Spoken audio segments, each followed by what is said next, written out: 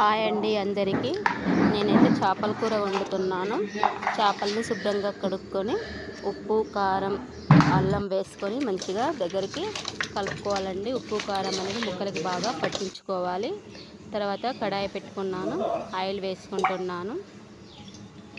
Oil వేసుకొని oil heat ఎక్కినాక జీలకర్ర వేసుకోవాలండి.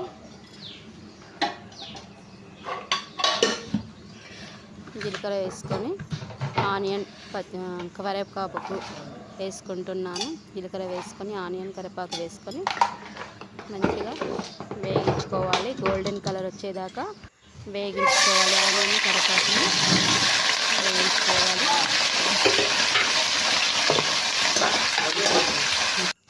వేగినాయండి, ఆనియన్ వేగినాయి కదా. పసుపు వేసుకుంటున్నా, హాఫ్ టీ స్పూన్ పసుపు అయితే వేసుకొని కలుపుకోవాలి. తర్వాత మనం ముక్కలు కూడా వేసేసుకుంటున్నామండి. ముక్కలు వేసుకొని మంచిగా కలుపుకోవాలి.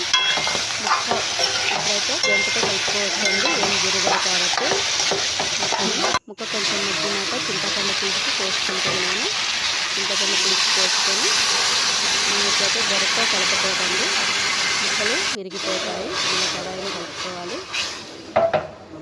కొంచెం ఉడికిందండి. ఇప్పుడైతే నేను మసాలా వేస్తున్నాను. కొంచెం ధనియాల పొడి వేసుకుంటే మన కూర రెడీ. బాయ్ అండి.